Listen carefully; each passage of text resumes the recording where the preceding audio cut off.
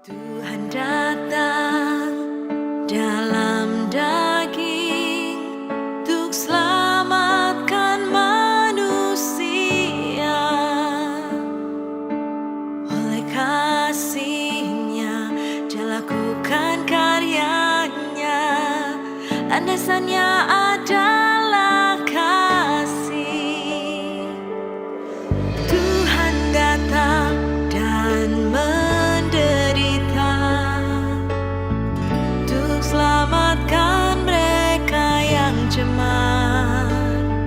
Dia tanggung derita, Dia terus tunjukkan kasih-Nya yang tak terukur. Dia tak mau satu jiwa pun hilang, manusia tak peduli takdirnya, tak mengerti bagaimana sayangi hidupnya. Hanya Tuhan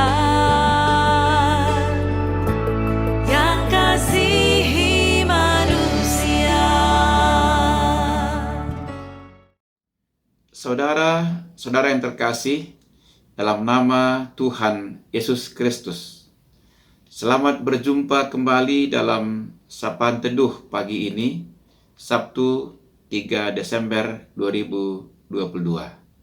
Sebelum kita membaca dan merenungkan firman Tuhan, marilah kita terlebih dahulu berdoa.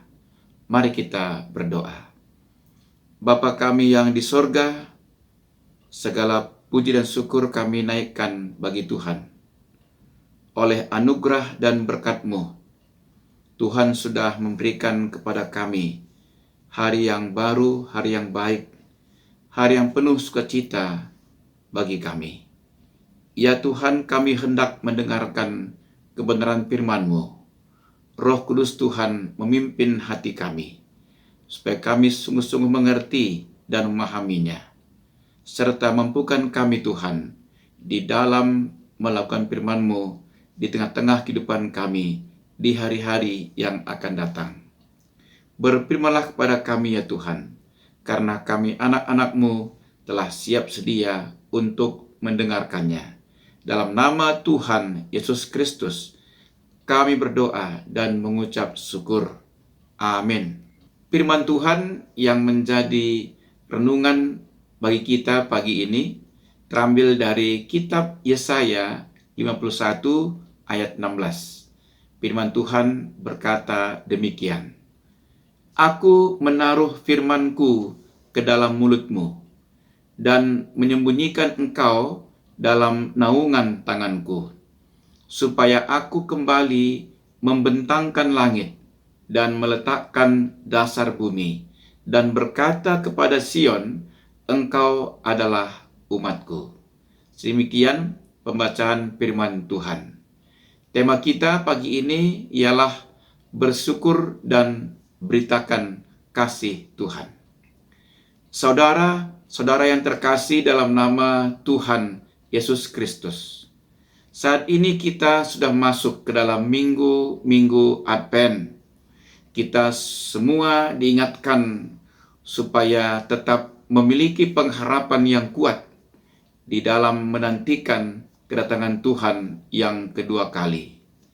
Cinta kasih Tuhan kepada kita umat-Nya kekal selama-lamanya. Karena itu, jangan sia-siakan cinta kasih Tuhan yang telah menyelamatkan kita. Tetap bersyukur, bersukacita dan bersorak-sorai memuji Tuhan dalam segala sesuatu yang kita alami, karena Tuhan telah memperdamaikan diri-Nya dengan kita, supaya kita memiliki kedamaian di dunia dan juga di akhirat kelak. Saudara-saudara, setiap kita tentunya pasti pernah mengalami yang namanya takut, cemas, bimbang, dan khawatir. Oleh karena memang situasi yang kita alami sangat memungkinkan bagi kita untuk mengalami hal-hal yang demikian. Satu bagian Alkitab yang telah terbukti menolong kita dalam momen-momen yang menakutkan adalah Yesaya 51 ayat 12 sampai 16. Di bagian ini, kepada umat Tuhan dan juga tentunya kepada kita yang mendengarkan firman Tuhan, yang mengalami penderitaan yang luar biasa, Allah mengingatkan kita bahwa Dia tetap menyertai kita dan kehadirannya yang memberikan penghiburan merupakan realitas yang terpenting pada saat ini. Seburuk apapun keadaan kita, Tuhan berkata, Akulah yang menghibur kamu. Tentu kita sangat menyukai janji tersebut yang meneguhkan jiwa kita yang bimbang, cemas, takut, dan khawatir. Karena itu marilah andalkan janji itu berulang kali ketika hidup kita terasa begitu berat, di saat kegentaran terasa sangat menyiksa. Allah mengingatkan kita untuk mengalihkan pandangan kita dari ketakutan kepada satu pribadi yang membentangkan langit dengan sikap beriman dan bergantung sepenuhnya hanya kepadanya. Allah sudah berjanji akan menghibur kita. Kehadiran Allah yang memberikan penghiburan tentunya lebih berkuasa daripada segala ketakutan kita. Saudara-saudara, di tengah-tengah pergumulan umat Israel di pembuangan, nubuat tentang penghiburan dan pengampunan dari Allah menyatakan bahwa Tuhan tidak pernah meninggalkan umatnya. Tuhan tetap memandang orang-orang yang mengalami malapetaka hukuman itu sebagai umatnya sendiri.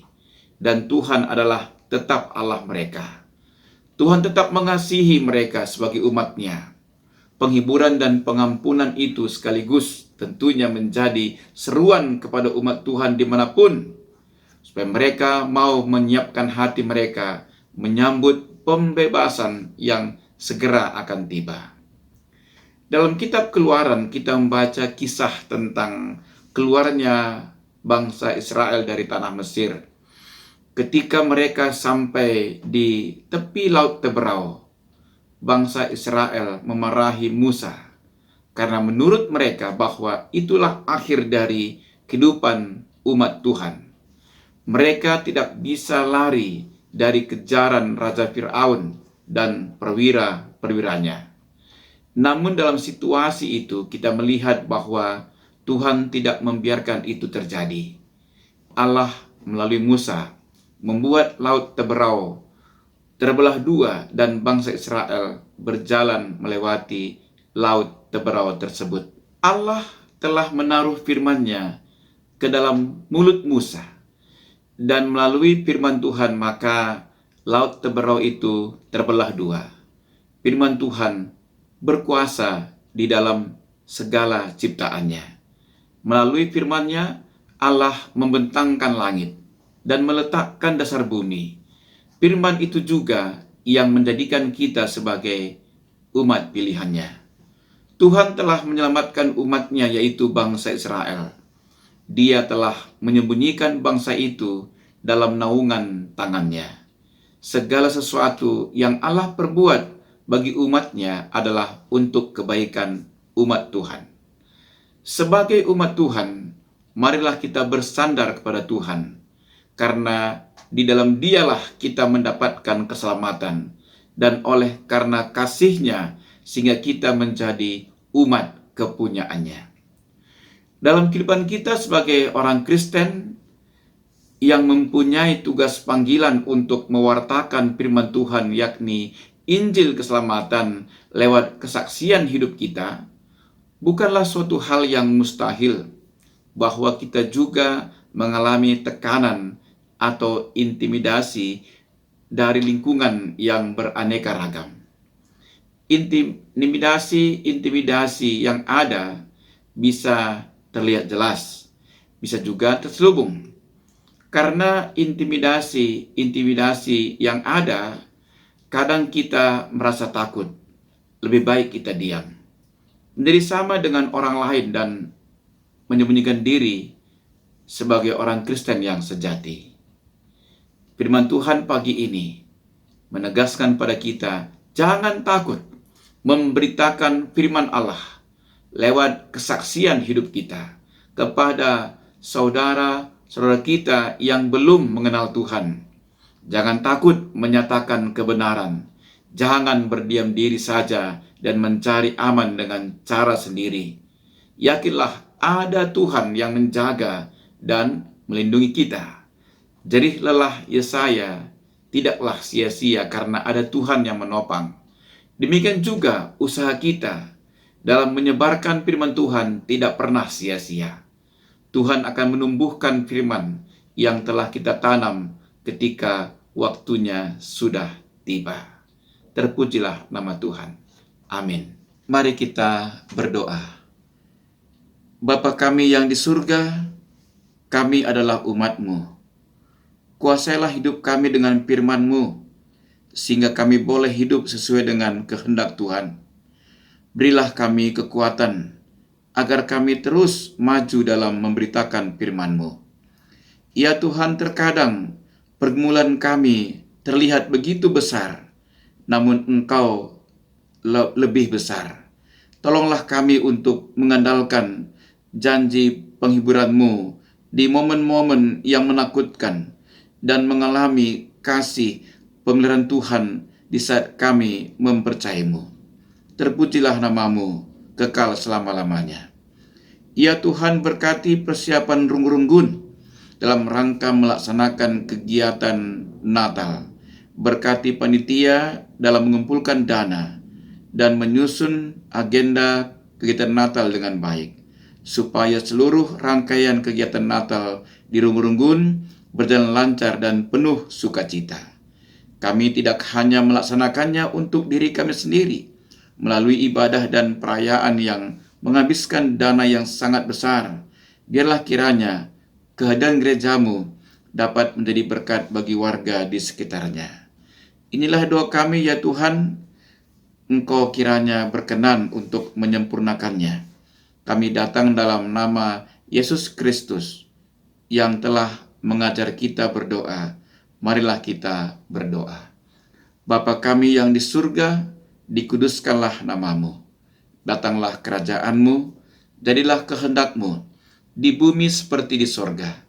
Berikanlah kami pada hari ini makanan kami yang secukupnya, dan ampunilah kami akan kesalahan kami, seperti kami juga mengampuni orang yang bersalah kepada kami.